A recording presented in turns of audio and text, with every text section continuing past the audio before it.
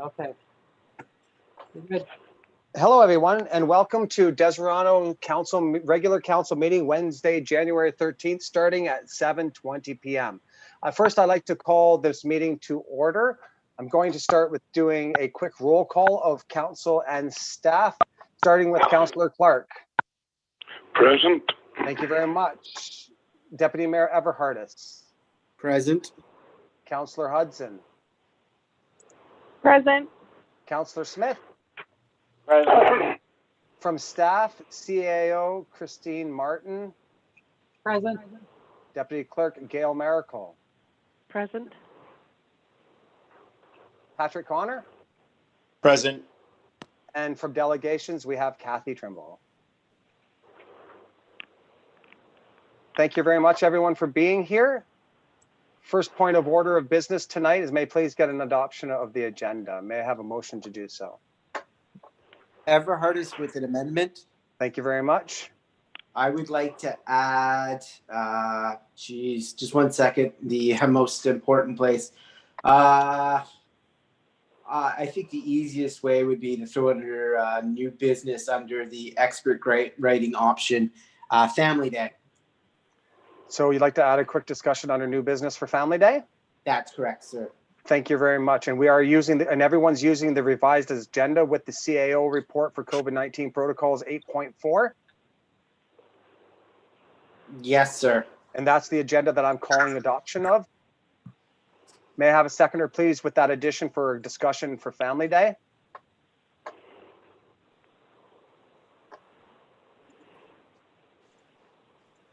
I'd so move, Your Honor. Thank you very much. Carried. Next, do we have any disclosure of interest tonight? None, sir. Thank you very much. I'm hearing none at the table. Moving on to approval of the minutes, I can take it as one full approval, 4.1 through to 4.3. We have the minutes of the Deseronto regular council meeting December 9th, 2020, special council meeting December 16th, special council meeting December 23rd. I will take one motion for all three if council so wishes. What are council's wishes?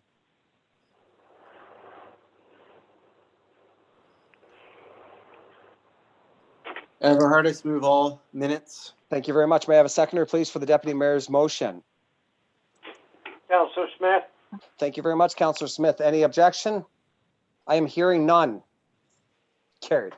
Thank you very much. Moving on to deputations and presentations, I'd like to welcome Kathy Trimble, the chair of Hastings Destination Trails Incorporated. She's here tonight to do a presentation on behalf of Hastings County Trails Destination for our council and our community, correspondence 15 through to 66. So if council's all had a chance to see the previously circulated presentation, I'm going to hand the table over to Kathy. Kathy, you've got the floor. Okay, thank you. Good evening, Mayor Johnson, councillors, gallery. I'm very pleased to be here today to introduce you to our organization. For those of you who are not familiar what we do, and highlight our accomplishments in 2020, and to ask for Deseronto's participation in a county-wide non-motorized recreational trails survey, and to participate in discussions for future collaboration. HDTI is recognized by the Ontario Trails Council as the Recreational Trails Committee for Hastings County. The Ontario Trails Council is an organization that provides reliable information that advances the management and operation of recreational trails while providing public access to the largest multi-use trail inventory in Canada. It's evident that there's overwhelming support for this strategy to succeed. Our board is committed to facilitating the success of this strategy in partnership with landowners and stakeholders.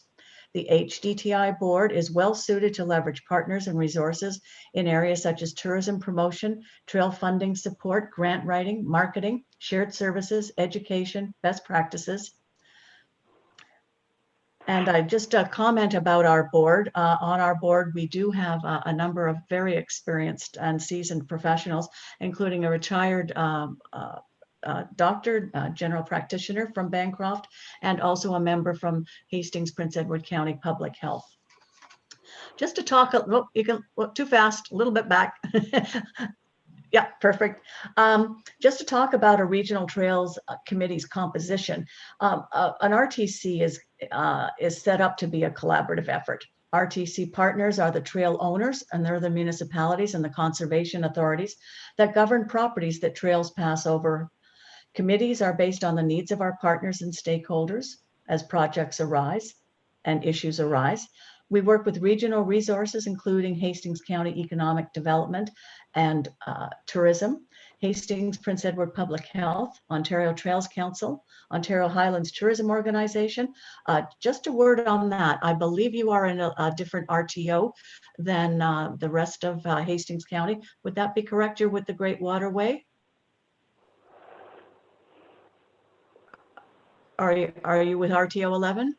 I am not familiar with that, Kathy, in all fairness. Oh, Maybe okay. our CAO or anybody on the call might be, but personally, I am not. Yeah. Oh, okay. What's that? They're the regional tourism organizations that have been set up in the province, a similar type of structure to the conservation authorities, and they help with marketing in your area. And I think you're with the Great Waterway. Doesn't sound familiar? Steve? Are you familiar with that? No? I believe Okay. we are with the Great Waterway. Yes, sir. Yeah. Thank you very much. Yeah. Okay. When it's comparable to Ontario Highlands Tourism Organization, just a different part of the province. User groups such as hikers, cross-country skiers, mountain bike enthusiasts, equestrians, and canoe and paddleists are the types of user groups that we would work with. And our advisory groups include the Ministries of Health, Natural Resources, Transportation, and Tourism. The next slide up is our vision and mission statement. I'll just give you a moment to look at that. Knowing that, with our values and how we want to move forward with the various landowners and municipalities and conservation authorities, that we are wanting to be wildly authentic. Okay, the next slide is just to give you a little bit of an organizational history. In March 2017, nearly 50 trail stakeholders met in Bancroft for Trailhead Hastings to discuss trail opportunities. A steering group under the North Hastings Economic Development Committee worked to secure the first seed funding for the creation of a North Hastings non-motorized master trail plan. Discussions with the county over that time suggested that the group think county-wide for the future. When the steering committee completed the first project, NHEDC created a subcommittee that then secured the Ontario Trillium Foundation capital grant, and the committee was spun off to become HDTI, an independent not-for-profit who managed the OTF grant on behalf of the North Hastings Economic Development Committee. And this is where we are today, less than 3 years and through COVID and ready for county-wide. So just a little bit of a history in what we did in 2020. And additionally, in your package, you have another document that actually has some of the photos so that you can see what the work looked like. 2020 was a busy year for us. We completed a capital project with funding from the Ontario Trillium Foundation to remediate 18 kilometers of non-motorized recreation trails at Eagles Nest Park, the Gut, and McGeechee. New trailhead structures and signage was erected. Wayfinding and directional signs were replaced to meet HDTI standards. 2 wheelchair accessible washrooms installed. Data collection systems mounted. With data collection, that's a very important component because now you can start to actually measure who and the numbers of people going through the trail systems. Helps a lot with funding to understand that. And the highlight of the project was a wheelchair accessible trail at Eagles Nest Park that runs all the way to the lookout. In addition to the capital project, we provided a 2-day risk management virtual workshop for non-motorized recreation trails and a 2-day trail specialist sustainable trail design and building workshop. We also completed a 5-year strategic plan, which you received as part of your package. And we also supplemented that with a number of other governing documents to help move the organization forward. And through this process, we developed a large number of partnerships. What we would like to do in 2021. We would like to accomplish specific strategic objectives. The first project we'll be embarking on, and why I'm here today, this evening, is the Non-Motorized Recreational Trails Alignment Project. And the outcomes from that particular project are a survey and a focus group study, which will help identify issues, challenges, gaps, and opportunities, and resulting in a non-motorized recreational trails collaborative action plan, a Hastings County non-motorized recreational trails master plan, and a non-motorized recreational trails sustainability model. That's not for the trails, that's for the organization. We don't want to be a burden on our partners.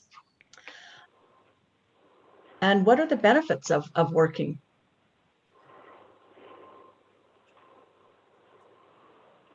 Well, okay, there you go. Thank you.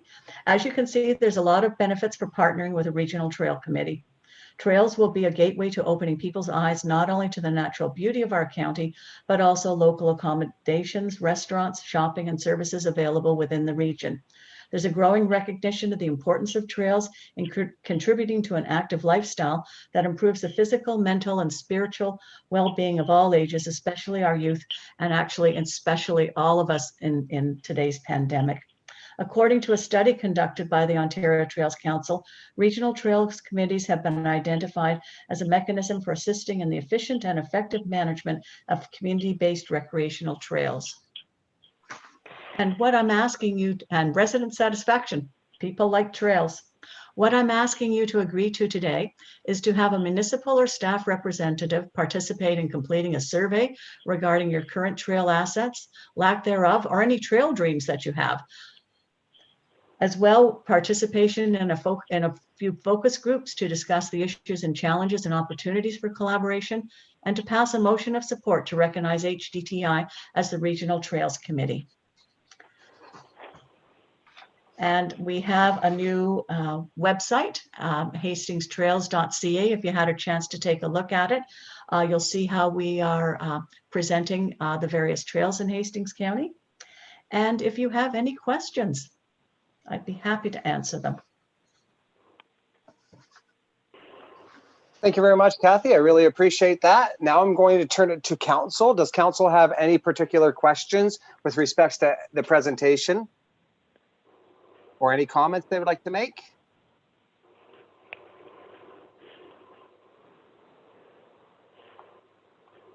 Councillor Hudson. Thank you very much, Councillor Hudson. You've got the floor, ma'am. I really appreciate the information presented tonight and all of the things that we can do to continue to use community resources and partner with them and our municipality. I think all those things are always a benefit to everyone who lives here and who participates in the program. So I appreciate the presentation, I guess is the point of my comment. And thank you for presenting to us. Thank you very much, Councillor Hudson. Anybody else from the table have any comments or questions? With that being said, I'm going to ask council, there's two separate requests here. There's one where it's going to take staff resources to complete a survey. That's a request within the presentation. Then I'm going to need a motion to also accept the presentation. So with that being said, what are council's wishes? Councillor Hudson. And you're making a motion to? I think it would be beneficial to put forward a motion to access the survey and put that forward to the community and see if any of that information can benefit the things that we would like to do moving forward. So you're making a motion to accept the recommendation within and to accept the report? Yes. Thank you very much. May I have a seconder for that motion, please?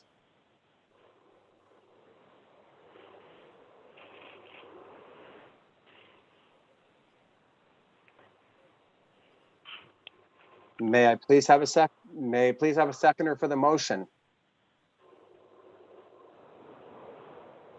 Councillor Smith. Thank you very much, Councillor Smith. Any objection? I am hearing no objection.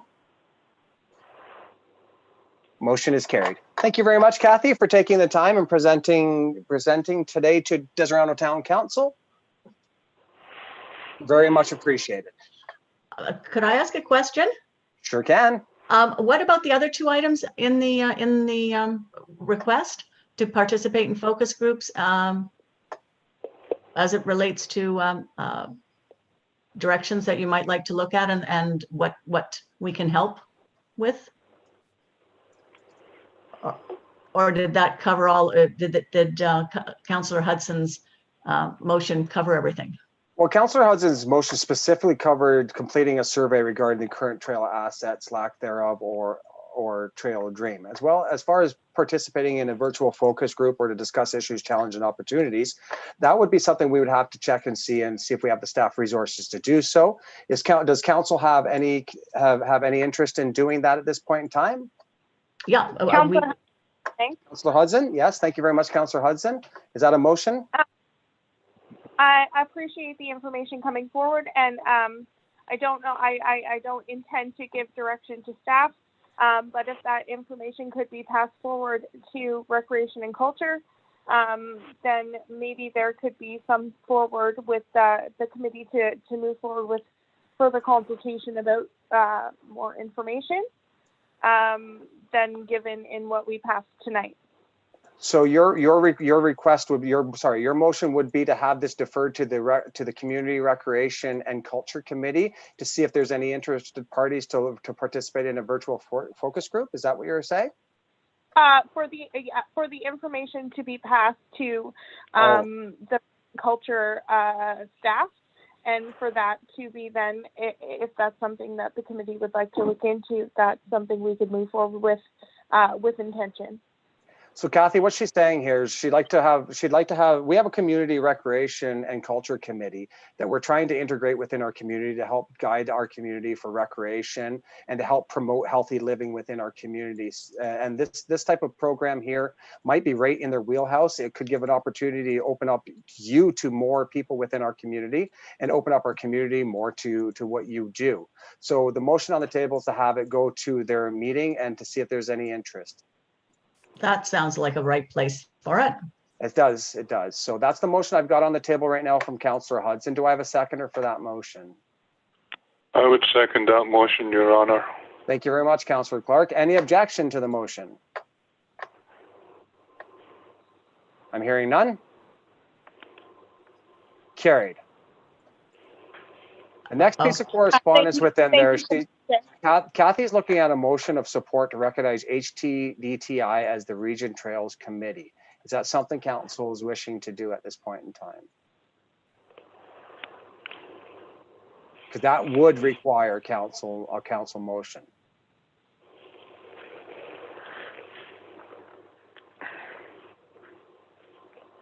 Councillor Hudson? Yes.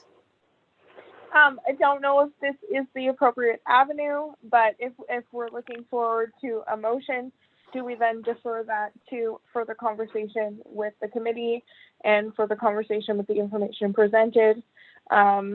Is that the avenue we take? So you'd like to look at it? You'd like to motion. Sorry. No. So go ahead. My apologies. No, I was just looking for direction and motion at the same time.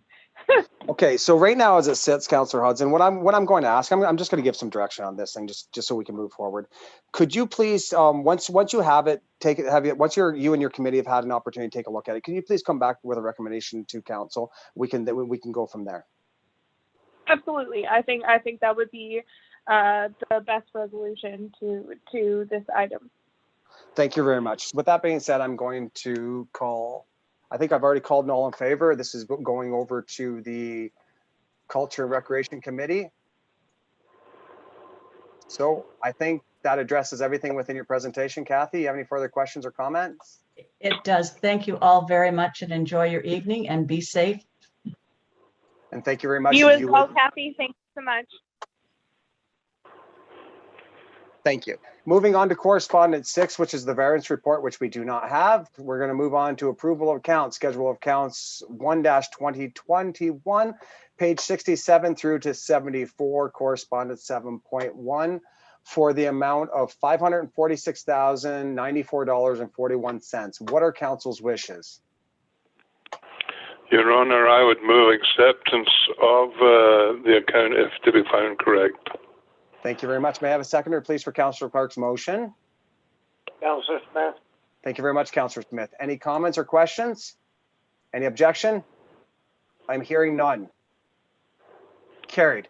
Thank you very much. We're moving to staff report, CAO report, pages 75 through to 152. Correspondence 8.1. Christine, since it's such a meaty report, is there anything that you want to highlight to bring out from your perspective to council? No, I think the information that's in the report was more for information. And perhaps if council wanted to have a discussion on any of the items, I pulled out any of the ones that needed action items and put them into the action items section of the agenda. Thank you very much. So with that being said, there are a few points of interest I'd like to draw council's attention to. One is with respect to the Town of Napanee Dog Pound Agreement. Maybe Christine, if you could just give council a little bit more insight onto that point specifically, that would be appreciated. Well, we're required to have a dog pound to have animal control services. This is the dog pound that our animal control provider is involved in, and it made sense. Napanee had just taken this pound over a few years ago, so they're just getting things in place and doing agreements with municipalities that use the pound. And we believe loyalists just signed the same type of agreement, and they're asking us to do the same. Thank you very much. Does anyone from council have any questions with respect to the Napanee Dog Pound Agreement? Mayor, it's Deputy Mayor. Yes, sir. Looking at the agreement and the bylaws, Schedule A does not appear on the bylaw, nor do many details about policies and how that pound is going to operate and whether or not they destroy animals, what their policies and procedures are. Before I enter into any agreement, I would have to see more than what's presented. I think we have a lot of concern in our community for our domesticated pets, and I couldn't in good conscience approve something without knowing how those animals will be taken care of. We already had a historical issue with a previous animal control provider. I don't want to move back into that position. Thank you. Thank you very much. Anybody else on council have any questions or comments or concerns? Okay, with that being said, I don't hear anything else, but Deputy Mayor, what would you require? And I'd like to get something on the table, ask maybe the CAO for a little bit more clarification and come back to council.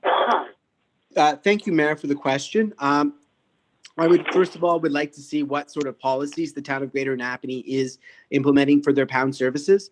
In particular, periods of holding, how long they're willing to hold an animal, whether they destroy animals that are not claimed by their owner. Do they have a reciprocal agreement with a humane society or another adoption agency? Those type of things would be very important, I think, to a lot of our residents to know that if they do call animal control, the animal will be looked after and, if not claimed, rehoused in an appropriate way. CAO, I have a quick question for you. What other options are at our disposal? Less convenient ones, obviously. Napanee is very close for our animal control. I'm not exactly sure. I would have to check into that. I'm assuming it would be Humane Society in Kingston or Gulf. Are you clear on what is being requested from the Deputy Mayor? Actually, I would prefer he put it in writing so I could submit that to the clerk of the town of Napanee and get all the information he would like. Christine, that will be possible, and I will be sending that to you tomorrow morning. Thank you. I believe that's all useful information for the rest of council to want, and I'm not hearing council say they don't want that information, so I'm going to move forward in assuming that we will not be passing this bylaw tonight, but we could be looking at it again on the January 27th meeting if we receive the additional information. Is anyone in objection to what I just said? I'm hearing no objection to that.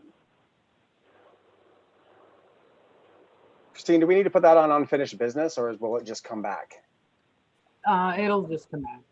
Just don't pass the bylaw. We just won't read the bylaw. You can move the bylaw to. We'll move that when we get to the bylaw section, we'll move that to unfinished business. Okay, perfect. Next thing is we got sidewalk plowing policy and the map. Okay. I've asked the CAO to put this on here for discussion purposes because I often get questions from our community asking for additional snow plowing and sidewalk clearing. So everyone's had a chance to take a look at what our current map is. Is this a topic council wants to have? Councillor Hudson, absolutely. Perfect. When we're open for discussion, I have a point of inquiry. We're open for discussion. You've got the floor, ma'am. From constituents, there is a point of plowing, just from what I've been told from community members, between, I'm trying to describe it properly, Mill Street on the lakeside, between Mill and Green. There are some elderly individuals who have expressed they would like it to be snowplowed there with the sidewalks plowed. So Okay. I'm not sure if So- go ahead. So to help you out, Councillor Hudson, and thank you very much for starting the conversation. It does sound like to me that there is an interest from council to have this discussion. I think what's probably most advantageous is we've got it on, we have it on the table here. So what I would request is that everyone everyone send the CAO maybe not necessarily a wish list or what they've heard from the community, and maybe have a costing and a logistics study done on whether or not those are viable. We can bring this back to another council meeting and have a further discussion. Because I too have been approached by many people in our community over my tenure on council, and most recently this season and last, with respect to a few specific areas pertaining to high traffic areas within our community, and signage and clearing ways where there are like say specific signage like don't park, those type of things.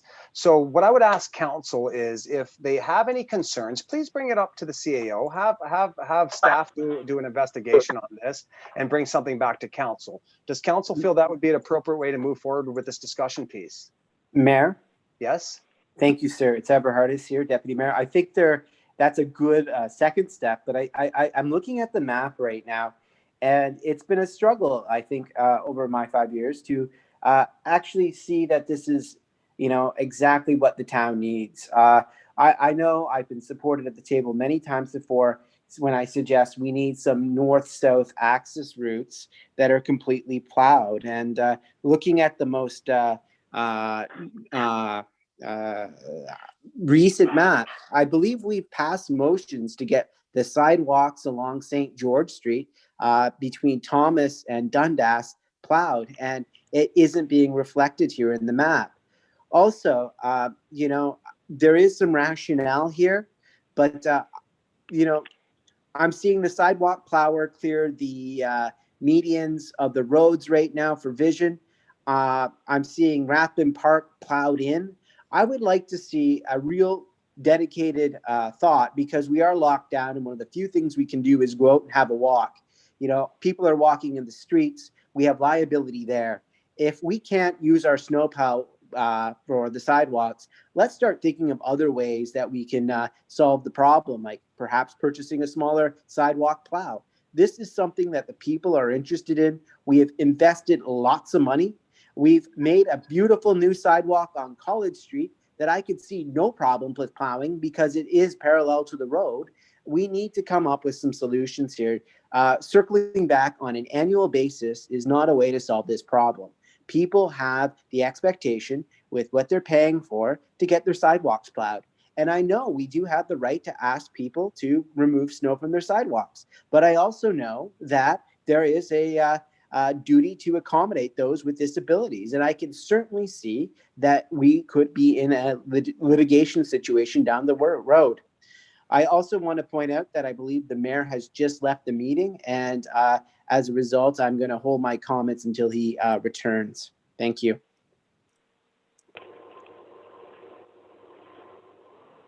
Mayor, are you back? Just a sec.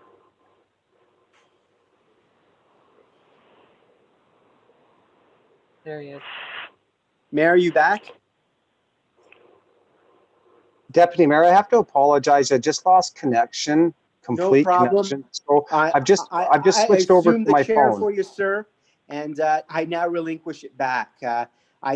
Just to summarize my points, this is an annual discussion. We need some north-south access, and there's still liability if we're not plowing the sidewalks. So, you know, I'm concerned that this is a perennial issue that doesn't seem to move forward, and that was my point.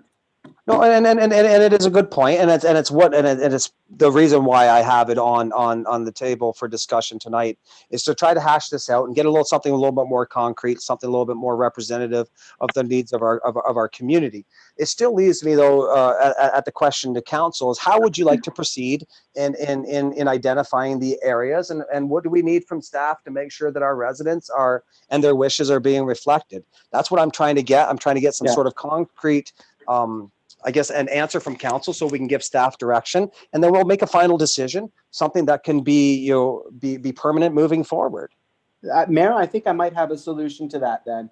And what do you have to say, As a sir? starting point to move forward, because I would concede that this is something that might be revisited several times, but to move us forward, I move that staff identify 2 potential north-south sidewalk routes to be selected for potential planning and recommend the 2 best routes to council on the January 27th, 2021 meeting, and identify any drawbacks to those potential routes that make plowing difficult. So that's a good point for conversation, Deputy Mayor, and I will take that as a motion. But I still want to give council the opportunity to be able to highlight areas that they've been requested as well to maybe just broaden this request and broaden this investigation. Is there any way within your motion to have that included? Subsequently, I also move that staff take feedback from council on potential areas to consider. Thank you very much. That's the motion on the table right now. Do I have a seconder for that motion? Councillor Hudson. Thank you very much. Thank you for Councillor Hudson. Sorry to interrupt you, Chair. No, go ahead. Yeah, I just said thank you. Go ahead.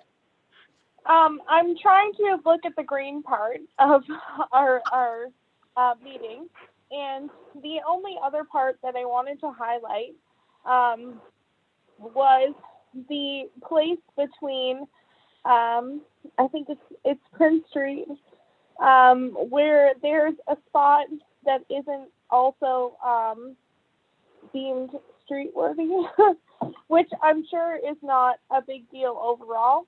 But from constituents, I have heard that it's like right in front of the Public Works building there, and it stops right in front of one of the properties. So I'm wondering if that's part of the green spot, without any question to any staff or anything like that. I don't mean that. I'm just trying to understand the map. Do you have a question for staff, Councillor Hudson, or is it more of a comment? Well, from my understanding, okay, now it's moved down, municipally owned. So that sidewalk is municipally owned. From my understanding from constituent question is why that one property, 99 Prince, right in front of the municipal building is not plowed. That's the specific question. I get the same questions with respects to Mechanic Street and congestion during the winter when we're using the arena. So what happens is the west side of the street gets plowed, but we stop right on the corner of Mechanic Street. So I think the best way I'll give staff the opportunity to answer your question too, Councillor Hudson. That's a very fair question. But I still have to implore council that I still want you to send an email to the CAO, let her know your feedback so she can speak with Public Works and maybe have Absolutely. a complete picture of what we're trying to do here as well.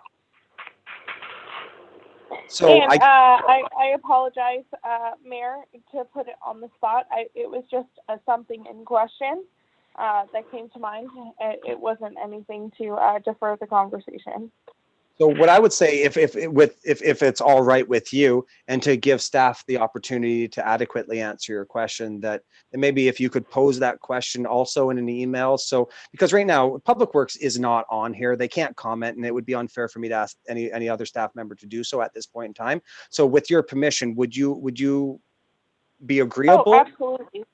Okay, Absolutely. so with that being said, I have a motion on the table that have by the Deputy Mayor that's highlighted specific areas in the motion, as well as gives council the opportunity to give additional feedback for consideration on the municipal streets plowing. So I have a mover and I have a seconder. Does anyone have any further questions or comments before I move forward with this motion? Any objection to the motion? I'm hearing none. Carried. Thank you. So the next piece of correspondence we're going to have is the 8.2 piece of correspondence. Christine, my laptop went down, so I don't have access to my hyperlinks right now. So I'm going to wait for you to throw up that piece of correspondence.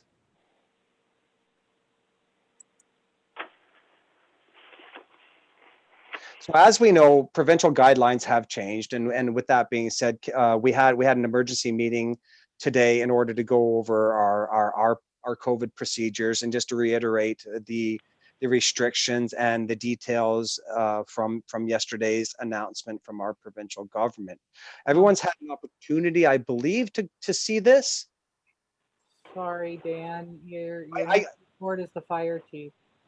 Oh, is it? So where's your report with respects to COVID? 8.4. 8.4, my apologies. So we have the fire chief report. What are council's wishes? I move we accept. Thank you very much, Deputy Mayor. May I have a seconder, please? I would second that, Your Honor. Thank you very much, Councillor Clark. Any discussion required? I'm hearing none. Carried. Next piece of correspondence, 8.3, Transit Manager Report. Council's wishes. Everhardis, so receive. Thank you very much, Deputy Mayor. Seconder, please. Councillor Smith. Thank you very much, Councillor Smith. Any questions, comments, concerns? I'm hearing none. Carried. Thank you very much. Okay, CAO. Sorry about that. I jumped the queue a little bit. I do apologize. I had a little bit of a computer issue here, so I'm running off my phone right now. So has everyone had a chance to see the update from the CAO today? I'd asked her to put together an update for council with respects to how we're moving forward with the new COVID regulations. There's not a whole lot that's changed from what we've been currently doing or the protocols that we put in place the first situation that we found us in back in March. But I thought it would be, prudent to get it in front of council so they know what's happening. The fact that we had another meeting today, and that we are taking the appropriate action. Has everyone had a chance to see that? And if so, do they have any questions or concerns or comments? Yes. Comment. I'll take Councillor Hudson. Thank you very much, Councillor Hudson.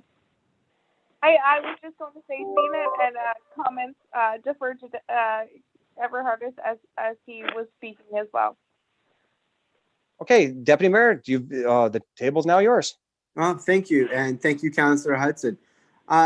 Reviewing this report, I'm wondering why there is some changes to the report that seem that we're actually closing services and requiring people from working from home, when during the pandemic, when the restrictions were more strenuous at the beginning, we kept things moving. Also, looking at some of these things, I find some of it pretty troubling that we are suggesting that staff should take their time off if they don't have 40 hours to work in the week. That's simply, I don't think, a very good use of their vacation leave. nor is it a very good employment practice. If we have less work, we expect people to take it off. Finally, looking at this whole report holistically in each department, it seems that each department has very different expectations. And I know today there has been some comments and there has been some very specific reports sent out by the government. I would like to actually not move on this exactly the way it's put, but rather we revert back to our March plans, because I believe they are compliant with the general stay at home. I believe people are able to work if it's very much an essential service. I would expect that senior management would be available in the town hall to direct the affairs of the community. And I would expect that, a little more thought goes into some of these things. I'm concerned that road patching is not considered an essential service, where we actually have a statutory duty to ensure that potholes are fixed within a period of time.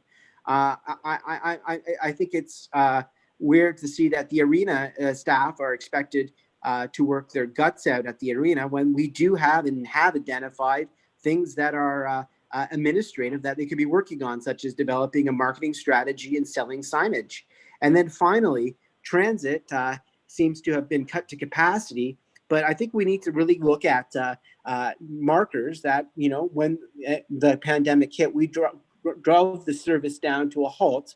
If, for instance, we move to a point where we would be considered the red zone, I would definitely consider that the transit service would cease to operate outside of Deseronto. I think looking at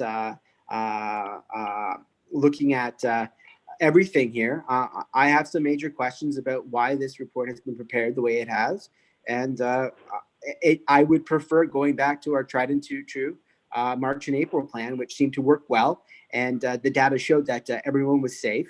And with this, I would suggest that we look at intensive cleaning, masking while we're indoors, because I think that needs to be the key. Everyone wears a mask and everyone's distanced and everyone's behind the screen. And that's where I would go with this. So that's my opinion, Your Worship. Thank you so much. Thank you very much, Deputy Mayor. We will circle back to your comments here momentarily. Councillor Hudson.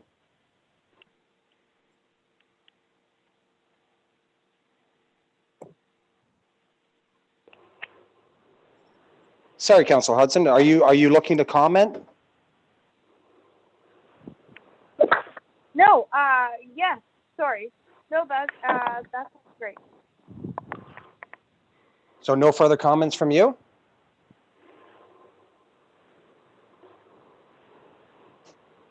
Okay, so, no, yeah, sorry. sorry. Go ahead. No, not at this time.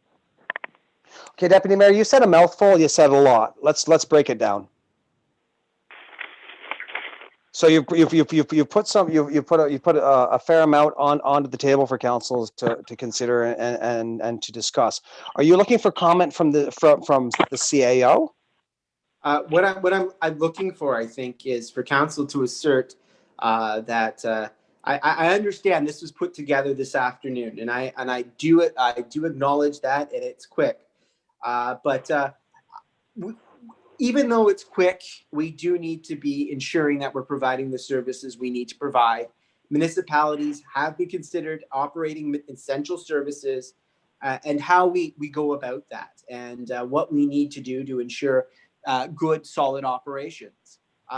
The pandemic should not shut down the municipal operations. The pandemic should be a point where we need to start thinking about worker health and safety in a holistic fashion. I've been talking about this for months in conversation, and we should be looking at the policy we put in place. That policy should be with us tonight, so that we're able to have a conversation and to see where that policy needs to change. That's where I would expect this to have come from, and that's where I'll leave it, sir. Thank you very much. Anybody else on Sorry, go ahead, Councillor Hudson. Nope, sorry. Sorry, go ahead. I was just going to ask if anybody else from council has any comments or questions before I speak towards the CAO. Yes. Yes. Councillor Smith, you have the floor, sir. In the report, it says that 4 regular passengers have been laid off as a result of the COVID lockdown. The numbers on the front of the page look pretty good. How many people are we still transporting? So I'm not exactly sure. Are you asking me that question, or are you asking staff, sir? Through you to staff, I guess. Yes. Thank you very much. I can't Christine? answer that. I'll have to defer to Jenny. Is there anything in the prior report, Christine? I think it was what, 8.3 that indicated that one way or the other? It gave the ridership numbers. Yeah. Just the ridership numbers? Okay. So Councillor Smith, just to qualify the question that you have, so CAO can get us that information, sir. Once again, you're looking to find out what is the current ridership? Yeah. Thank you very much. Okay, with that being said, Christine, so the deputy mayor had brought up the differences between the March approach and the January approach. There's not really much difference other than the fact that I am choosing to abide by the provincial government suggestion to stay at home because I can. That was very clear from Mr. Ford. So that is what I'm doing. If council wishes me to be in the office, that's fine, but I'm quite capable of performing my job duties from here as I have been doing it for the last 3 days. The reason I set out the essential and non-essential for public works, I had a discussion with Joe and we were trying to determine, you know, is there any way that we can, you know, we're an essential service, but is there anything that we cannot do that would not put at risk? Maybe patching was a bad example and they have done their patching last week, but taking the Christmas tree down was something they were going to do yesterday or today, maybe tomorrow. And in light of the provincial, any of the stuff that I've read from the provincial mandate and the provincial lockdown, it suggests to me that we need to, you know, just curb what we're doing. But if that's not council's wishes, I will gladly just tell the public works to continue on as normal and just protect themselves with the policies that was put in place in March, which I did reiterate that we needed to follow our pandemic policy for cleaning and all of that stuff. Staff are very well aware of that. Doing the mask, they were reminded of that today, that they had to wear their mask and wash their hands and physically distance. This was just a reaction to some of the stuff I read today from the province. Mostly the only and the only other person working from home is our transit part-time transit who is elderly and did not want to take part in the transit office is quite small, so she has been working from home since last year, quite effectively, doing reporting and so on and so forth. I don't know what, if you could just explain to me exactly what you want me to do and I'll do it. So Christine, just for further clarification here, your duties, your roles within the office itself. You had indicated that you've been successfully working remotely for the last 3 days, no issues, and that your desire is to abide by the provincial mandate. Can you just briefly give council, and I'll wrap this up in a minute, and I'll get to what you just said here in a second. But can you just explain to council how the workflow, the ebb and flow goes, how interactions with you go with your staff and with the community in the current situation, please? I'm available by phone, by email. Obviously, the office is closed. And at this point, I would discourage an in-person meeting because the province has said that people are only supposed to go out for essential things. So I'm not sure what coming to the town hall would be an essential trip.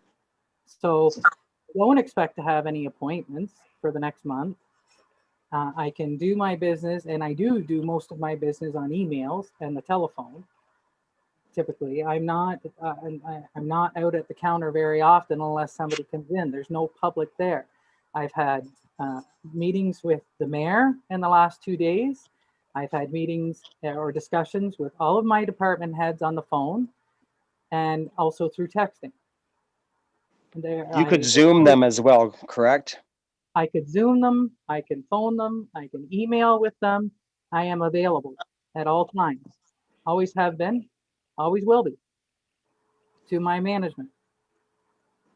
So let's bring this around to Public Works. I think maybe you're right. There was probably some sort of indication within the report that might have taken the conversation where we're at right now. Stuff like, you know, the patching of the roads, those type of things, cutting of tree limbs if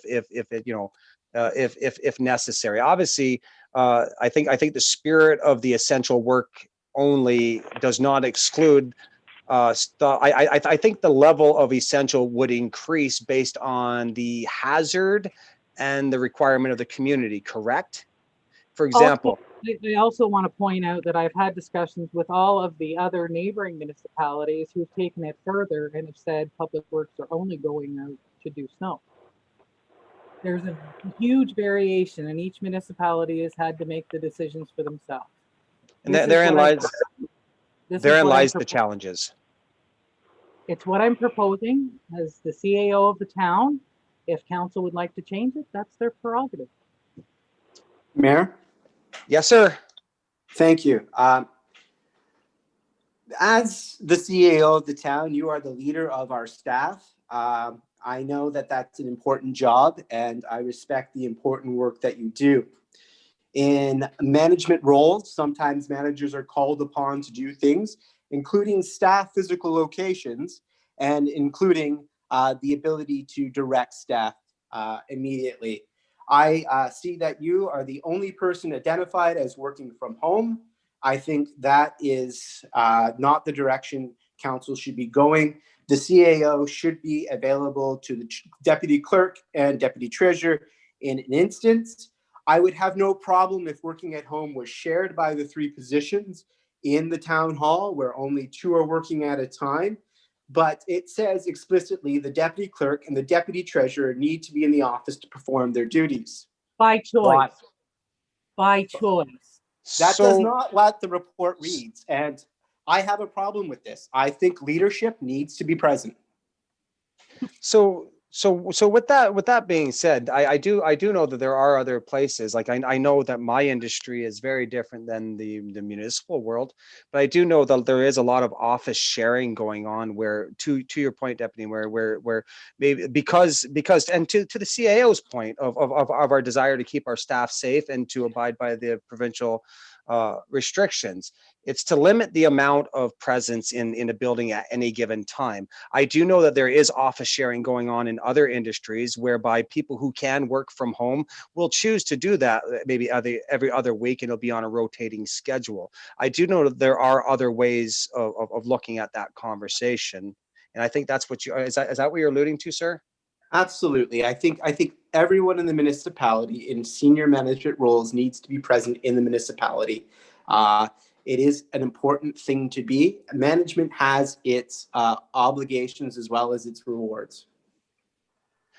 I'm not shirking any responsibilities by working at home. Maybe this is maybe we should. I would hope that that's a in-camera discussion, please, Your Worship. And I'd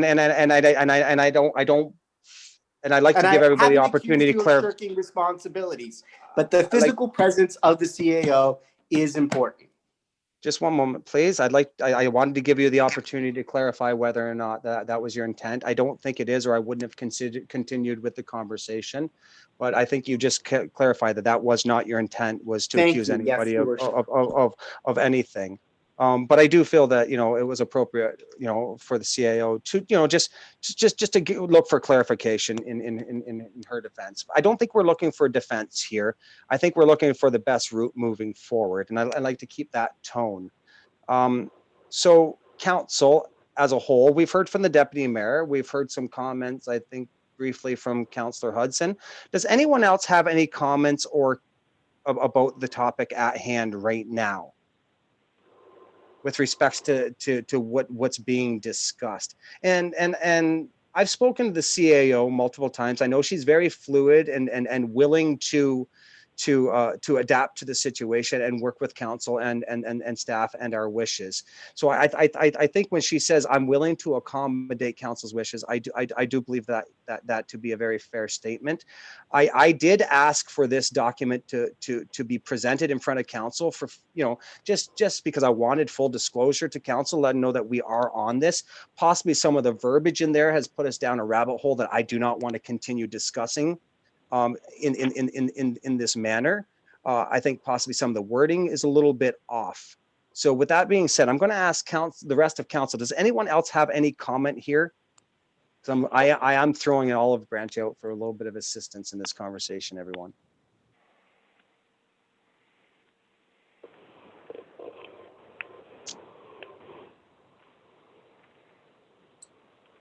So with that being said, we've heard comments from the deputy mayor, and we have a report in front of us right now. What are council's wishes?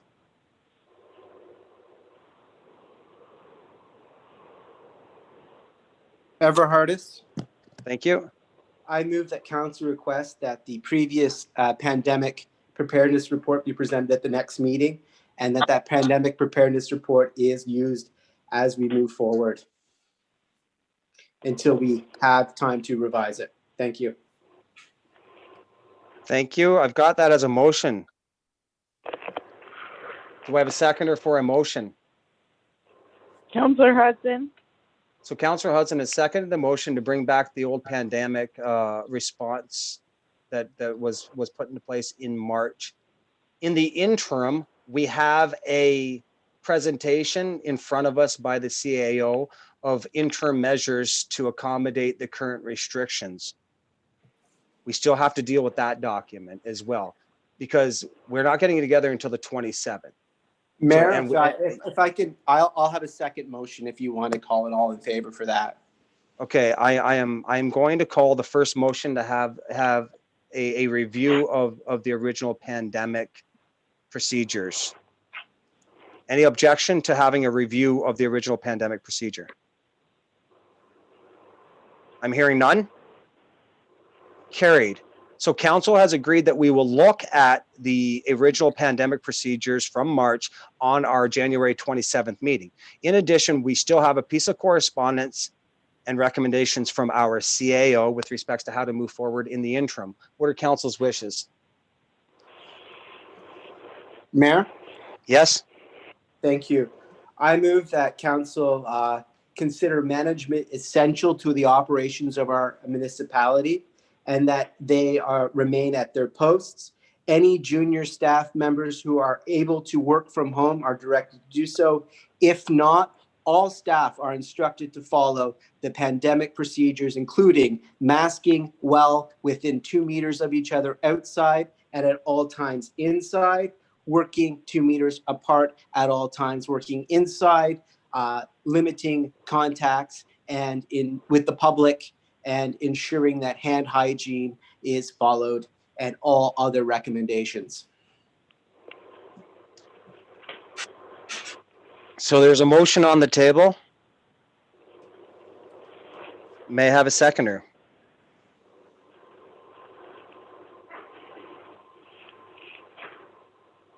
I'm calling once. I am calling twice. Councillor Hudson. Is that in support, Councillor Hudson? Yes. Okay, so we've got it on the table. I'd like to have a quick discussion here. Maybe there is some common ground here that's going to accommodate everyone. I'll be frank and honest. I do feel that that yes, management is essential to our operations, but I do believe in the fact that we might be able to accommodate an office sharing program similar to what other industries are doing, and then that way we still get the needs to have present management at our town hall, as well as to accommodate the needs of our staff members to maybe those who can work from home do some office sharing. Is there any room within this conversation to have a hybrid of something looking like that happening? Would that Mayor? satisfy any concerns that are being expressed? Yes. I Absolutely. think that would be completely appropriate. I do too, because like the CAO brought out, all she's doing here is best attempt to try to accommodate the restrictions. And listen, the reason why I'm bringing a little bit back onto me here is I asked for a report to be presented to council because I felt council would want to hear something like this. So if the wording of the report was not tweaked as perfect as it should have been, there might have been a reason. I didn't approve this release until 3:30 today for council's consideration. So please understand the fact that the wording in here is manipulative. We can manipulate the wording, and we can express our opinions in a way that might come up with some constructive conversation. And I believe that we're now at that point. So, Deputy Mayor, you have a motion with respects to bringing people through the office. I would like to see a little bit more consideration given to how we can limit the amount of people going through the office while still providing the essential needs to our community. And that's what I'd like to see. I'd like to see some compromise here. Is there any way that there's another motion that can There come is from certainly anyone? room for compromise. Please. If I think- if I may, your chair, Yes. I think that with if I may speak openly, Please. with the times that we have and everything going on, you know, I'll be honest, I find it personally really hard to work at home, but I know that with the new order coming in tomorrow with the Ontario government, and which we need to respect, and we need to provide those opportunities for our staff members to be provided with the opportunity to have the access that they need to a safe environment. I know that all of those things are such unprecedented in all these times, but I agree with just such an open conversation about it and making sure that the people that are working for us are making sure that they are safe and that we are working at the optimum that we need to be working at, which in slight comment is another conversation, but if that addresses what I was trying to say. I think I do. I think what you're saying here, Councillor Hudson, is you like to see some collaboration, you like to see some forward, I guess some cooperation when trying to figure out what the needs are going to be. And I think that's your bottom line is you want to find out what works well for the community, the residents, as well as keeping our staff protected and abiding by the mandates. I get that. With that being said, Absolutely. I think we've had a discussion here of how we can do office sharing, whereby, you know, those who can, you know, can work from home, as long as I honestly, I don't like to see I don't like to see one person only at the town hall. And I think that's why the CAO has presented where there will always be two people at the town hall. Christine, am I correct? That's what you have presented, that there will be always a presence of two people at the town hall? That is always my mandate for that town hall. I don't like to see anybody there by themselves. And I totally get that. Thank you very much. Yeah. Intentions are to make sure that happens. Working That we from- always have a complement of two people at the town hall at any given time, correct? Yes. Thank you very much. And if council were to ask that we look at office sharing and to maintain a staff complement of two people at the town hall at all given times, you believe that's something we could accommodate? Absolutely. Thank you very much. I do appreciate that. Okay, council. Yes, sir. Now, I really want to point this one out too. Every staff member has individual circumstances that may require consideration.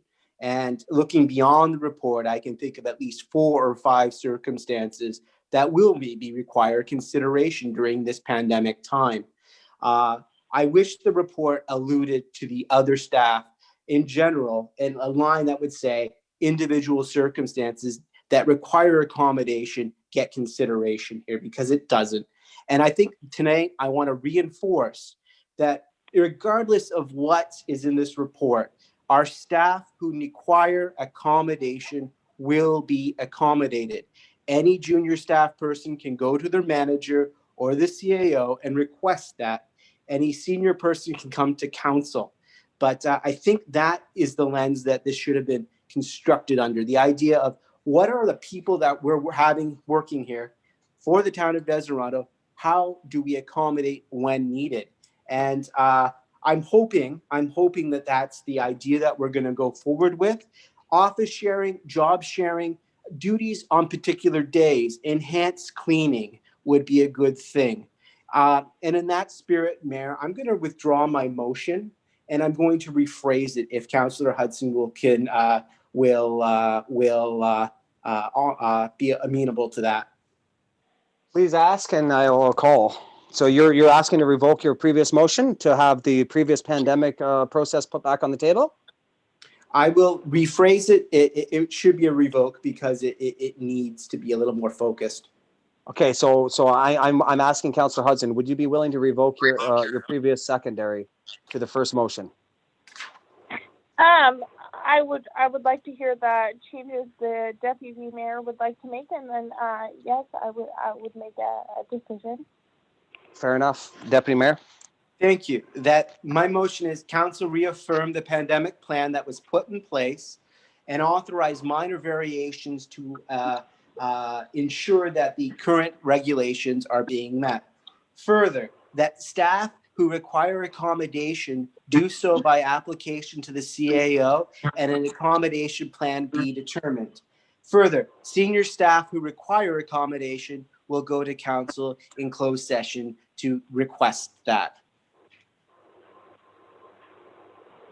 So, Councillor Hudson, that is the motion on the table right now. Is that? I would agree that would be appropriate as long as that accommodates the needs of our staff moving forward. If an amendment is needed there, hopefully any staff that need anything would feel comfortable coming forward and letting us know where we can do the appropriate processes. Okay, so from what I just heard from that motion, and truthfully, I sometimes have the benefit the rest of council doesn't have. I know. Sometimes I hear I'm involved with some of the conversations, that are just really just conversation at the point, and then it comes to a council meeting.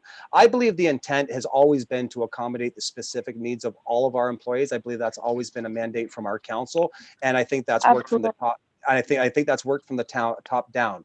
I would like to look at this motion as a way of formalizing what we already do as best practice, but putting it more into a policy document and a motion of council, opposed to just assuming that that is the way that it's happening. I can tell you right now that any staff member that has an issue, I truly believe has had the ability to have those issues addressed during this pandemic.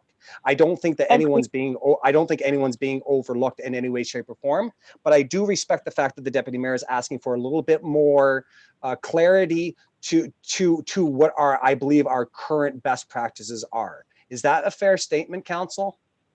It would be, I think, sir. Councillor Hudson, if I may. Yes. I totally agree. And my intent with my statement was exactly what you were saying. Just making sure that voice is there. And to your point, Councillor Hudson, you had said that you had said to me twice in conversation tonight, you had alluded to the fact that sometimes it's difficult for you to perform your duties to the level that you need to working from home, and sometimes it becomes difficult. We might have staff members that choose to say the same things. Listen, I have no interest in working from home. I feel more confident, more comfortable doing my duties while being physically at whatever location that may be serving our community. If so, Mayor, that is 100% yes. true. I said it on a staff call today. I don't mean to interrupt you, but yes, you 100% true. So we may find that some members of our staff that are offered the ability to work from home choose not to, which would leave an open and available opportunity for others to do so if we are truly looking at ways to try to keep interactions limited. I wanted to bring that to council's attention before I call a revoke of the first motion and an acceptance of the second motion. Any comments before I do that? I'm hearing none. Okay, Councillor Hudson. Christine, I'm kind of new to having to revoke a motion here.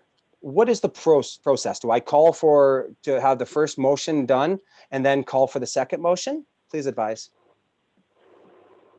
Please, the deputy mayor can just change his motion with the approval of the seconder.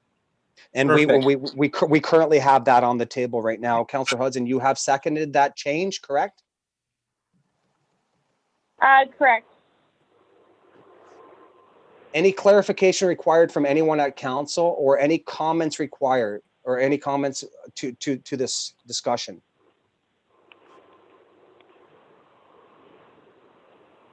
Any clarification required from any staff member?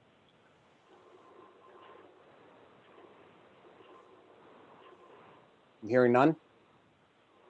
I'm hearing no objection from council, so I'm moving forward with the motion at hand. Anyone need to hear the motion before I call it? Could I just ask a question, Your Honour? Do I understand that this motion and that Deputy Mayor has put forward, it would require that 2 persons are in the town hall at all times? Yeah, so what's happening here is we have 4 people that work out of the town hall administration, as we all know. What we're trying to do is we're trying to cut that down in order to limit the amount of contact with people, but still we're trying not to limit the services that we're able, or the quality of the services that we're still able to provide. We want 2 people in there in order to provide a safety factor and some redundancy factor within the town hall. So the motion would give the ability for the CAO to fluidly manage that schedule to ensure that we always have 2 people in there on a rotating schedule. Okay, thank you. Does that answer your question, sir? Yes, it does. Thank you. Thank you very much. Any further clarification required, or anybody need to hear the motion? Your Honor. Yes, sir. Your Honor, if the town Yes. hall is closed and the CEO and other employees could work fruitfully from home, why can they not do that?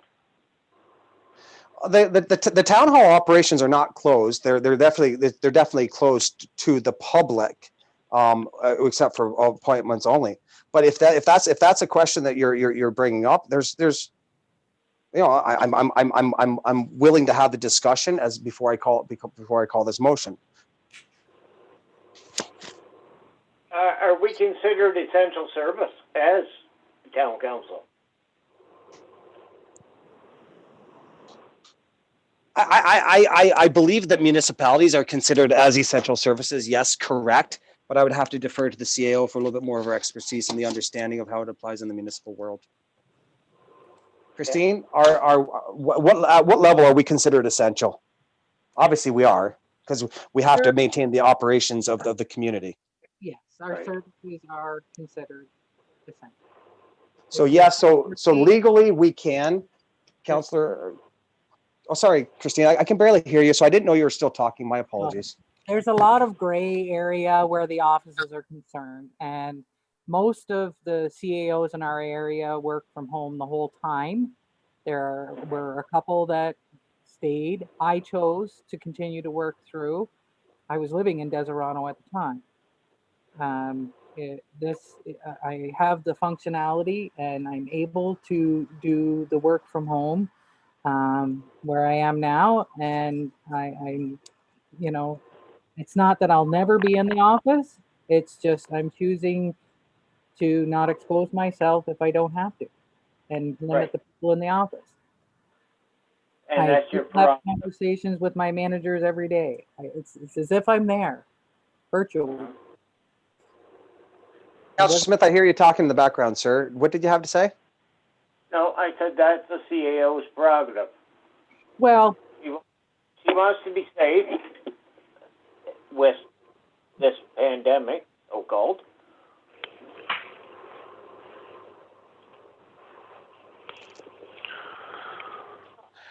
Any further comments? Your Honor, I just I got a comment, and I know what our CEO is saying, and I'm not. I can't say that I'm really opposed to it, but she doesn't want to be there because of safety. But what about our other employees that are in the town hall? What about their safety?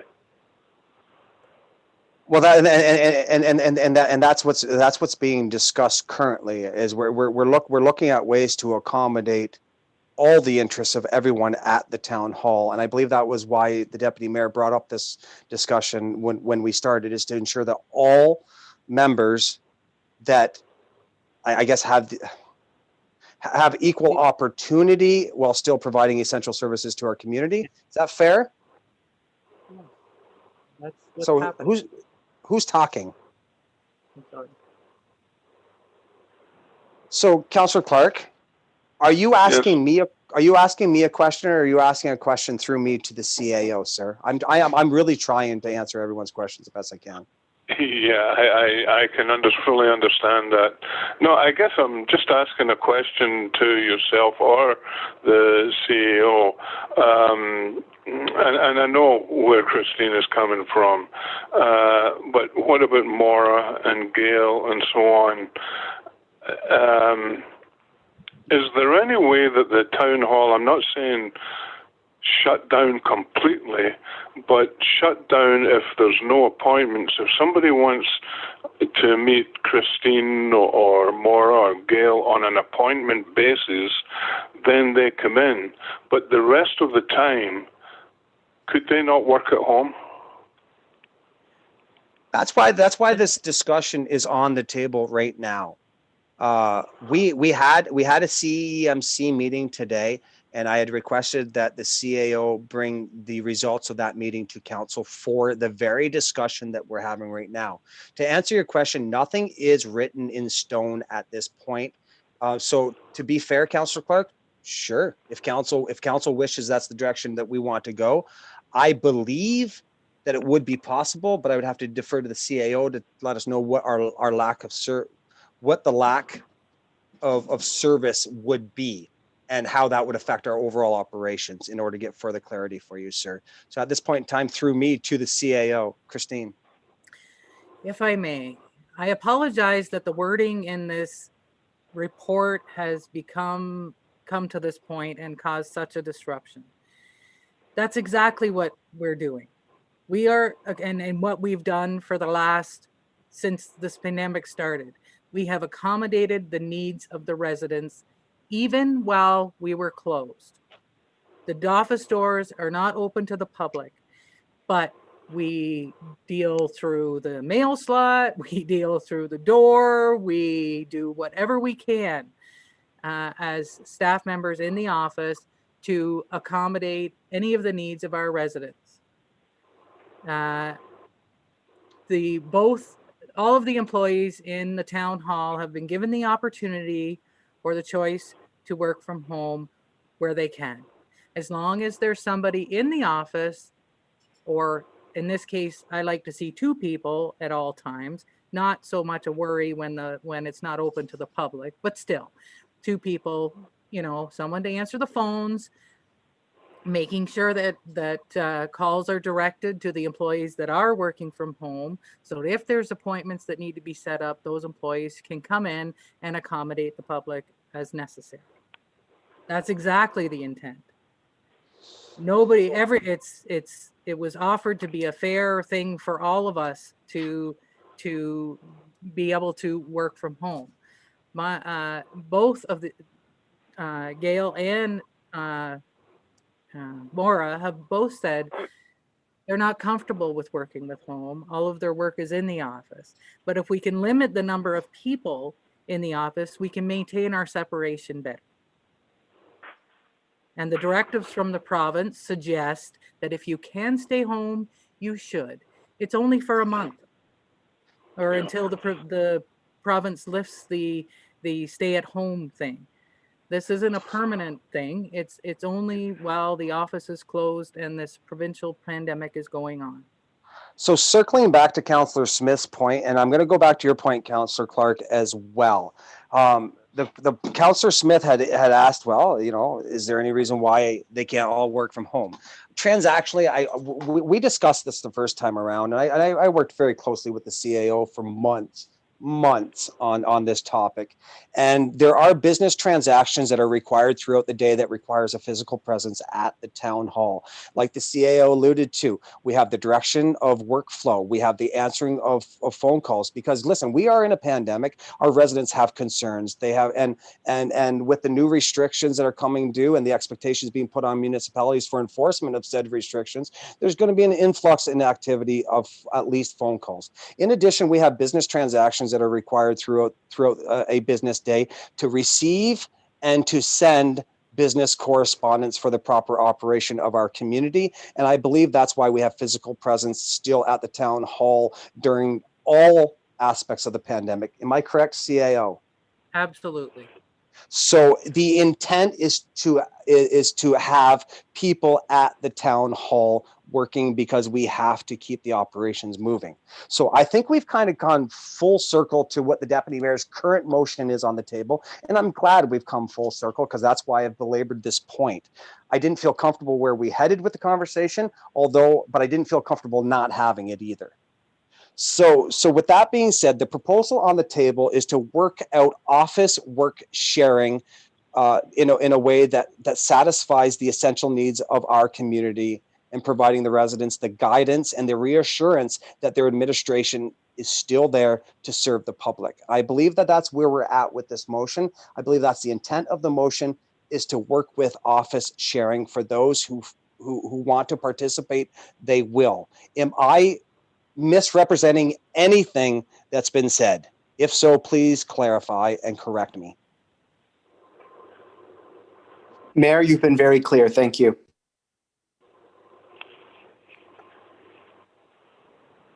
So currently, right now, we are in the position where I'm going to call all in favor on the motion to work with office sharing. Do anyone need to hear this motion? Gail, do you have the motion? I just have it in point form. Can you just hit the highlights before I go, because I'm moving on with this real soon. Okay. That the first motion be revoked, and that council reaffirm and work with the original pandemic plan that was in place in March, accommodate staff. We'll have to do some minor changes to the official pandemic plan. 2 people in the office at all times, rotating schedule, and if anybody needs accommodations, junior staff or speak to their supervisor, and senior staff go to council. Is that the spirit of the motion, council? Deputy? Yes, sir. Thank you very much, sir. Councillor Hudson, you're the second. Does that sound like what you've seconded? Absolutely, Councillor Hudson. Thank you very much, Councillor. Hey, Councillor Clark, going back to you, my friend. Have we answered your previous question, sir? I want to make sure that you had your time. No, I'm quite satisfied, Your Honor. Thank you very much. Thank you very much. Circling back to Councillor Smith. Councillor Smith, have we hit your points, my friend? Most of them. Is there anything else? Is there anything left unanswered, sir, for you to make a competent decision one way or the other? Not at the moment. Thank you very much. Any objection to the motion on hand? Hearing none? Carried. Thank you very much, council. I appreciate the healthy conversation. Christine, are we okay? I'm just trying to watch where you're going. So we're on 9.1 and 9.2. I can take them both as one motion if that's council's wishes. Everhart is so moved. Thank you very much. May I have a seconder, please?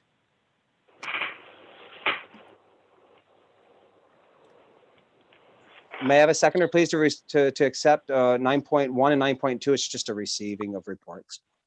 Councillor Hudson. Thank you very much, Councillor Hudson. Any objection? I'm hearing none. Carried. Moving on to correspondence requiring action 10.1. which is County of Hastings request regarding illegal dumping Brant Green, Maine, no dumping 2020. May I have a motion, please, to get on table for discussion purposes? Everhart is so moved. Thank you very much, Deputy. May I have a seconder, please?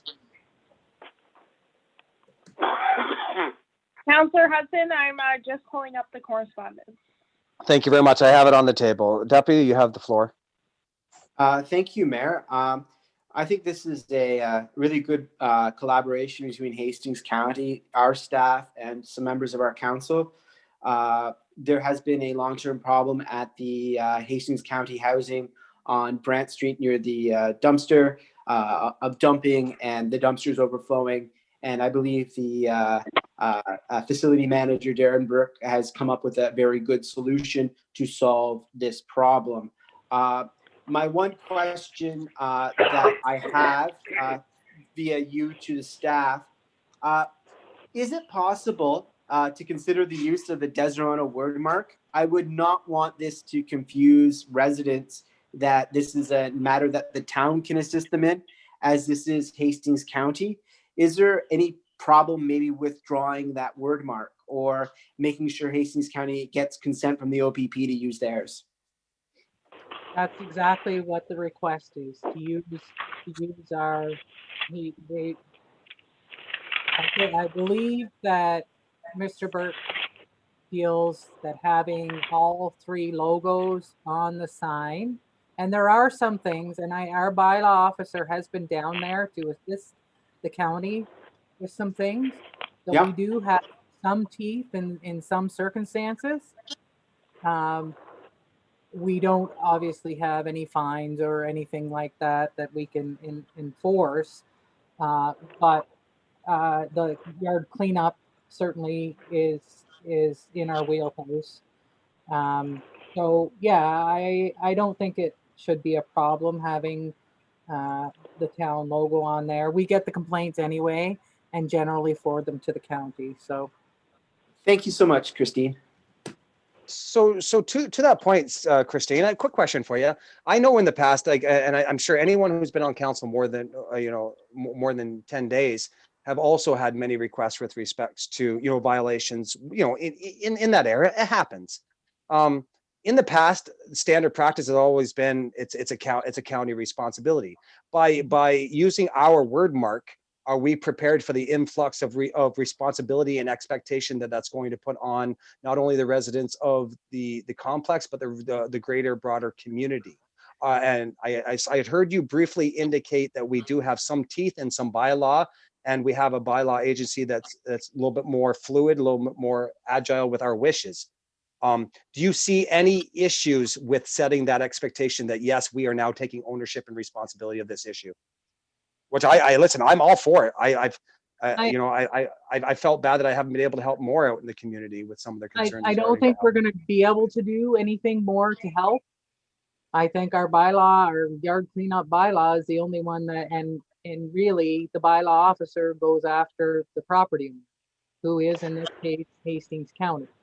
So they are following our bylaw by enforcing this stuff. So I would assume then the conversation would go like this. A resident makes a complaint, and then we send our bylaw. Bylaw then fulfills the complaint. We are not saying, listen, it's not our responsibility. You call the county, you deal with it. Is that what I'm to understand? Oh, heavens no, and we've never done that. Okay. No, hey, listen, I'm just being clear for the expectation. Yeah. That's all. We've always called the county on the resident's behalf. Okay. So that is what I guess that would be the customer, the resident experience, correct? Is they would make a complaint, we would assign our bylaw then would see it from cradle to grave the best they can. Well, typically we just pick up the phone and call the Hastings County people in charge and say, hey, we need a complaint. Fair enough. And I think that was the concern with respects to the watermark expressed by the deputy. Listen, deputy, I'm not trying to put words in your mouth either. I'm just trying to move the conversation along. No problem, sir. Most efficient way possible. Why I wasn't comfortable just going ahead and saying, sure, Darren, you can put that logo on there. I want people to do so. And that was the very conversation you and I had when we were preparing for tonight's meeting. Is I had questioned why that was on the table, and you said for that exact same reason, was because you wanted council's permission to use the watermark. Okay, so we had a little bit of conversation about that. What are council's wishes? Deputy, do you have an active motion? Yeah, you have an active motion on the table. Because that's how we got into this situation. Gail, I'm sorry, I'm getting a bit punky. Can you please reiterate? The only motion was to put it on the table for discussion. Okay, fair enough. Thank you very much. Okay, where are we at, council? I need a motion. What do you want to do?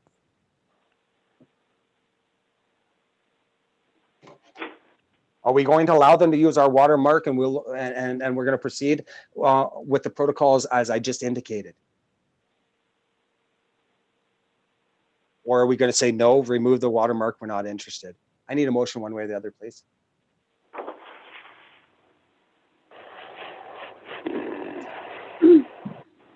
I'll be honest, I'm getting, sorry, go ahead. Councillor Smith, make the motion and remove the watermark. So not so Councillor Smith, just to be clear, you just want it to say Hastings County and not have nothing to do with the municipality on there as well? Right. Fair enough. Thank you very much. Do I have a seconder for that? I'll second that. I have a seconder from the Deputy Mayor. Councillor Hudson, this is your opportunity. You were trying to speak. Now we're in that process. So fill your boots. What do you got? Do you have anything further to add? I think that if two councillors have the same opinion, then I won't disagree. Okay, so what we're going to say, and another thing too is, please, you know, and I want to full disclosure here. This has been something we've been working on for a couple of years now. I know in the past that the previous, I know Councillor Clark has worked on trying to get a better resolution to that area. I know that I've spoken with Aaron multiple times. I know the Deputy Mayor has written an email representing the residents. So this has been a long time coming. I think this is a very, very good thing that they're going to clean up that area. They're going to try to put better provisions in. And I'd like to give my thank you to everyone that's been involved, staff and council, and all the lobbying that we've done in order to get this consideration. So thank you to everyone. This will be very appreciated by the community. I have a motion on the table. Any objections? I'm hearing none. It is carried. 10.2, pages 163 to 167. Update and recommendations. Christine, do you have a moment to speak on that? I can't access the document because I'm on my phone. Can you just give everyone just a quick overview of what's happening? So to be in compliance with the AODA legislation that said we had to be compliant to a certain level on our website by January 1 of this year, I had a company do the audit, which I'm not sure if it's, I know I got approval from council to do the audit, but we got the results back and I directed Andrew McDonald to go ahead and update our website based on the audit. And he was doing it within his regular standby fee. So it didn't cost the municipality any more money than we've already been paying for Andrew. And he was successful in bringing it up to date. However, he did require the use of software that's compliant with the application that we use that our website is hosted on. They didn't give that service for free, so they would like us to pay a little bit extra to run through the AOD, to have the AODA compliant add-on to make sure any documents we post on our website are compliant, stay compliant. We are now, but we want to stay that way. So this is Andrew's suggestion of the way that we can do that going forward. So this is a requirement. This is a suggestion. It's been vetted by staff. It's in front of council for consideration. What are council's wishes? Everhart is so approved. Thank you very much, Deputy Mayor. May I have a seconder, please? Councillor Smith. Thank you very much, Councillor Smith. Any further clarification or questions? Any objection? I am hearing none. It is carried. Thank you very much, Council. I have information items requiring no actions, 11.1 through to, I see up to 11.8. Now, anything after that, Christine? Oh, sorry, 11.6. 11.7. Okay, Nine. 11.9. I'll take them all as one motion. Everhart, so moved. Thank you very much. If anyone requires clarification, feel free to follow up with the CAO. May I have a seconder, please? I'd second that, Your Honor. Thank you very much, Councillor Clark. Any questions, comments, concerns, objections? Hearing none. Carried. Thank you very much. Moving on to new business, we have 12.1 CAO report, January 13, 2020, grant match sample agreement. So grant match, it's something that council has expressed interest in the past. It's to give us a little bit of a competitive advantage. It's to use the assistance of others to help us apply for grant matching. Here is something that CAO has presented to council for consideration. What are council's wishes? May I get a motion to get on the table for discussion? How's that? Everhart, so moved. Thank you very much, Deputy Mayor. May I have a second? Councillor Hudson. Thank you very much. It's on the table. Deputy, you've got the floor, sir. Thank you, and thank you, Christine, for getting this information. Really, there's no cost to the municipality, although, my goodness, I think the federal and provincial governments might not allow us much more opportunity to do this, because this is quite a chunk out of public money per grant. But as we always discussed, it takes a lot of time to write a good grant. Often they're not successful, so there's that part of it as well. I think it's something that right now we take a look at this organization for our next granting opportunity and to see how it goes as a trial. Mayor, Yes. I just actually got an email from them today suggesting that they're applying for the RED funding and they think that there's an opportunity for Toronto. Does council want me to have a meeting with these people and find out what it is they're suggesting and bring it back to the next meeting? I would say that's appropriate next step. I think this is something we've all are interested in. I think that you vetted it and felt that there's a benefit to our community. I would say that there's no reason why we can't start. If they're successful, great, we could use them again. If they're not, we move on, find somebody else. Sure. Mayor, a yes. question? Yeah. Is there something perhaps in your document you presented at the beginning of term to council that RED funding would be particularly good for, and that we could use that to sort of steer where we're going with this exploratory thing with this partner here to write grants, Fairtrax?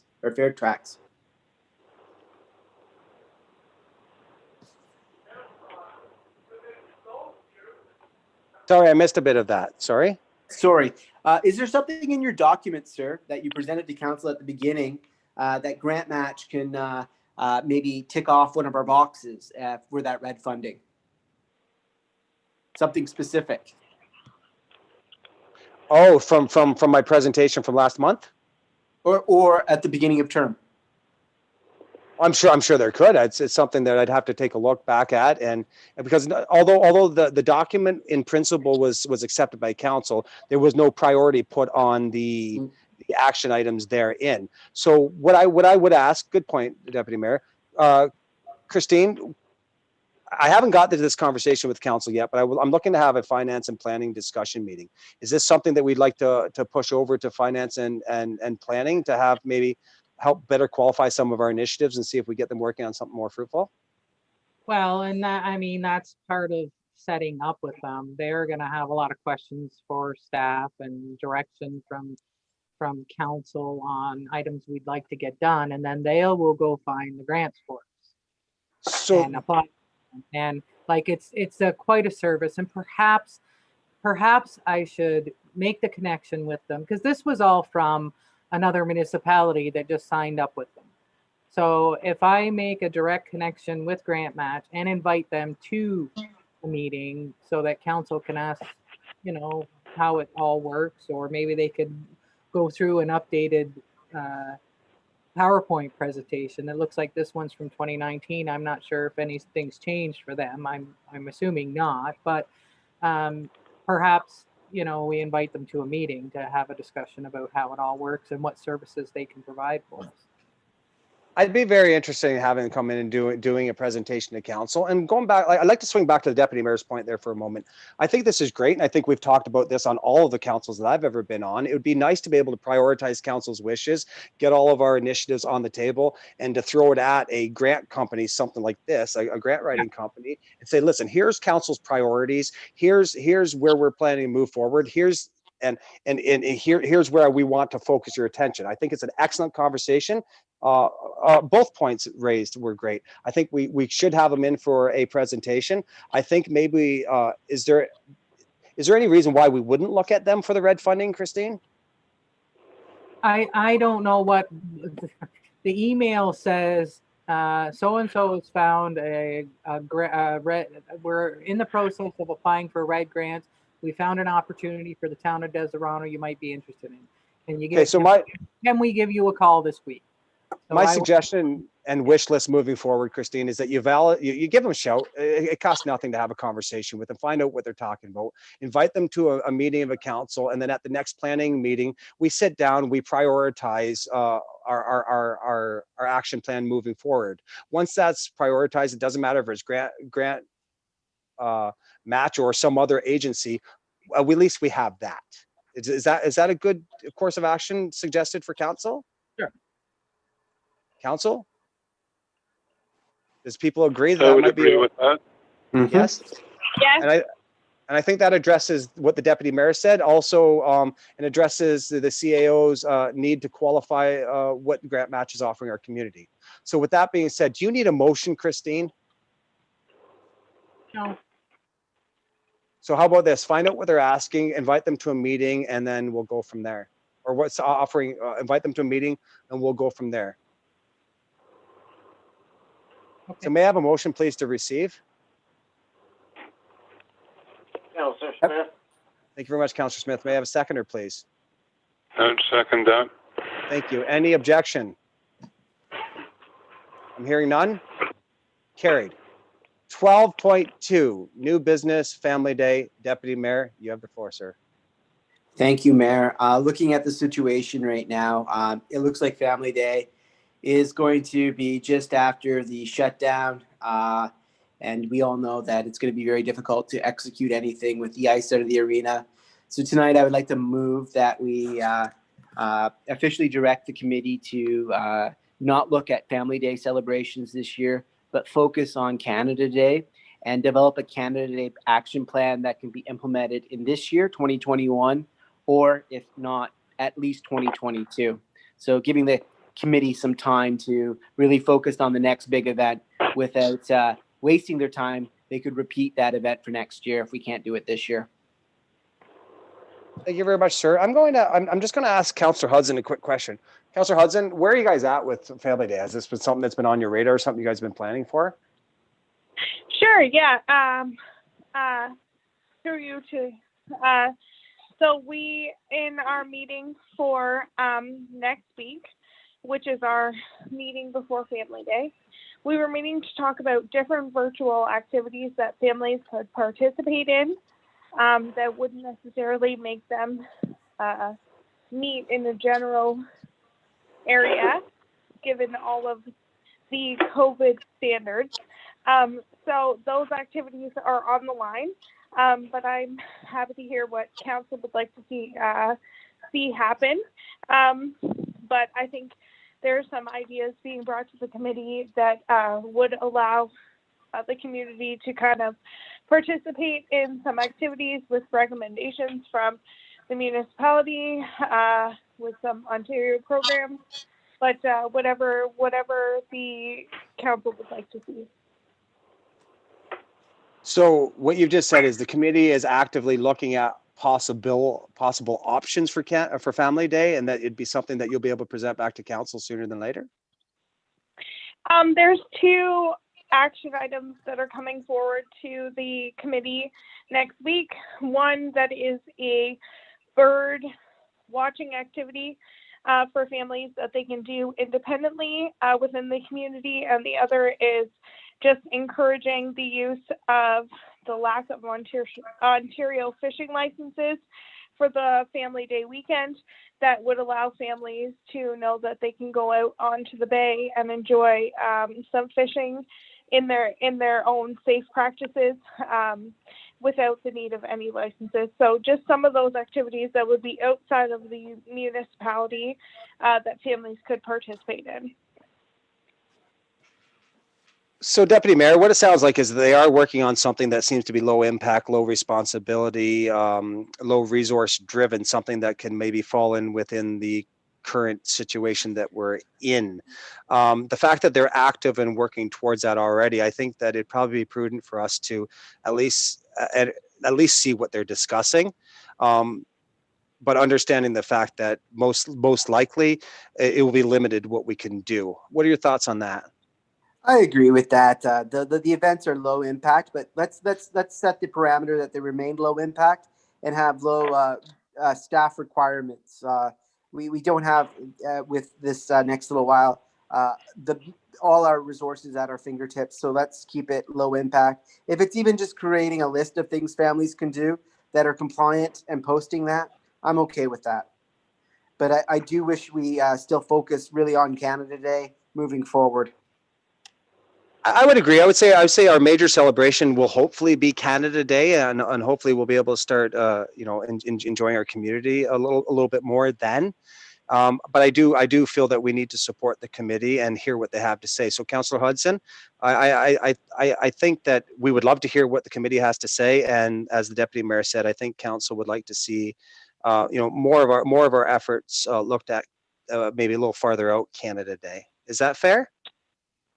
Absolutely. I think message completely heard there. I think moving forward, if we adopt that into our council minutes, that'll move forward to the staff, and I think that would just completely complement what we're trying to do.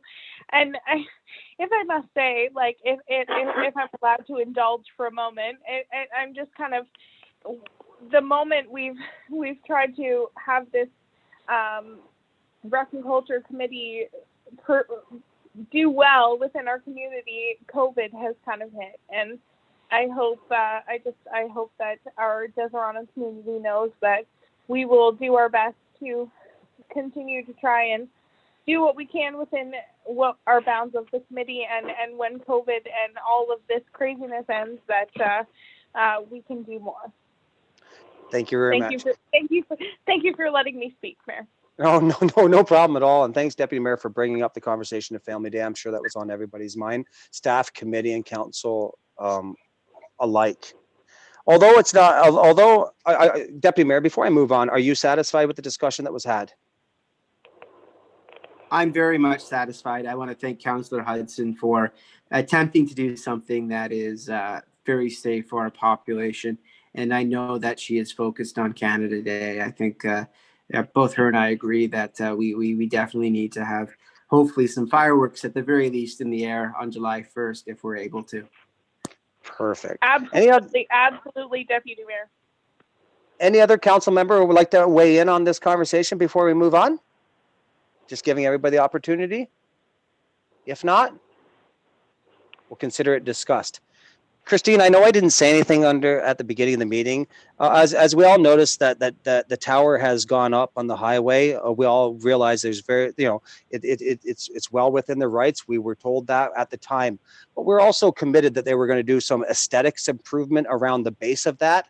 At the beginning, when they erected the tower, I was optimistic that would get completed at the same time because the heavy equipment was still there. I've noticed now that at that site, all the heavy equipment is gone and there's still no improvements to the aesthetics at the base of that tower. Could we please follow up and ensure that gets completed as per the discussion that we had back in, I think, July? Sure. Thank you very much. Moving on to bylaws. I'm just trying to find which one is the one with respects to the pound. Is that the first one? No. Which one is that one, Christine? The first one. The second one is the pound. Okay, thank you very much. May I have someone read, probably Deputy Mayor, 15.1?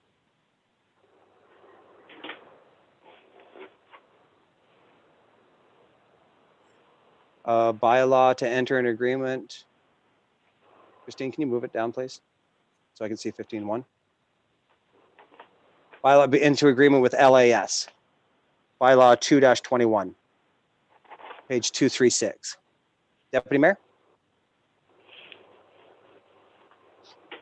Sorry, I was on mute. I move that bylaw 2-21, being a bylaw to enter into an agreement with LAS, be read a first, second, and third time, and the contract signed. Thank you very much. May I have a seconder, please? I'll second that. Thank you very much, Councilor Clark. Any objection? I'm hearing none. Carried. Okay, so 15.2 is going to stay on unfinished business. We're looking for a little bit more information with respects to protocols used for pound services. Moving to 15.3, which is 4-21, evacuation of agreement, transit, enhanced cleaning. I Or move, execution, sorry. I move that bylaw be executed and agreed to and read a first, second, and third time. Thank you very much. Seconder, please. Councilor Smith. Thank you very much, Councilor Smith. Any questions, concerns, comments? Hearing none? Carried. Next two bylaws are just some housekeeping required in order to keep the corporation moving while we're in between budgets. 15.4, which is bylaw 5-21, interim tax levy. Council's wishes. Deputy Ever Mayor? heard us? I move that bylaw be read a first, second, and then finally a third time. Boo. And on this 13th day of January. Thank you very much, sir. May I have a seconder, please? I'll second that. Thank you very much, Councilor Clark. Norm, Any you're going to objection? get pegged for raising the taxes, buddy. Carried. No. This is interim. Well, we set. I know. The taxes, being clear. take it out. Just being clear. And then I move that the final bylaw be read a first, second, and third time so that we can borrow the money that we need. In the interim. Thank you very In the much. interim. I may have a seconder, please. I'll second that, Your Honor. Thank you very much, Councillor Clark. Any objection? Hearing none? Carried. Okay, I've spent a lot of time talking with council tonight.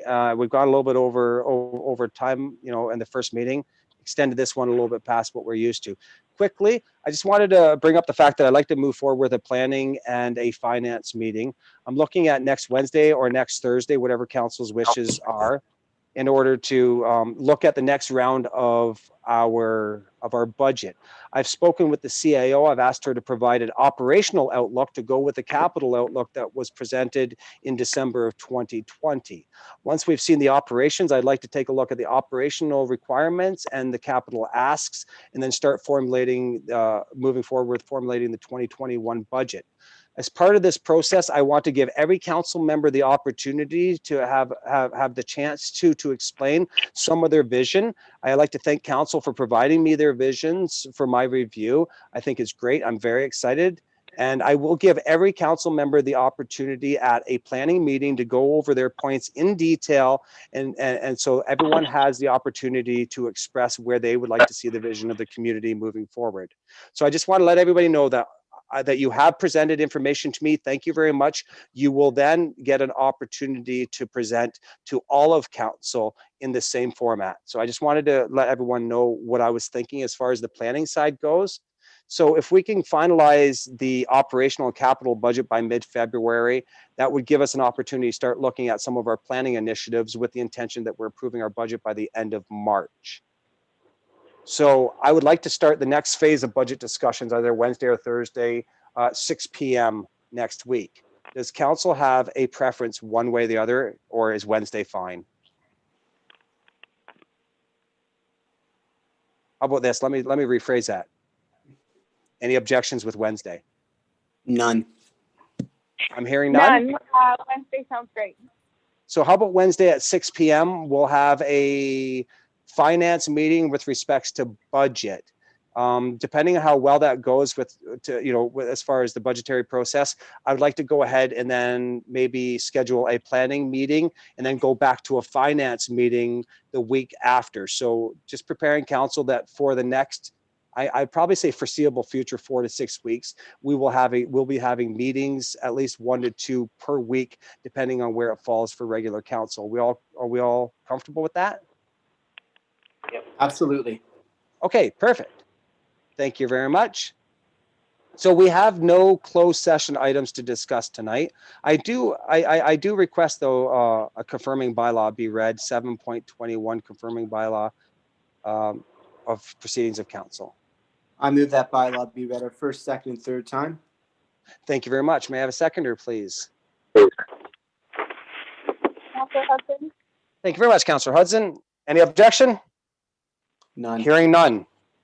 Okay, normally I do a little bit of an announcement at the end. I'm going to defer any announcement to council, so I'm going to start around the table. Councillor Clark, anything?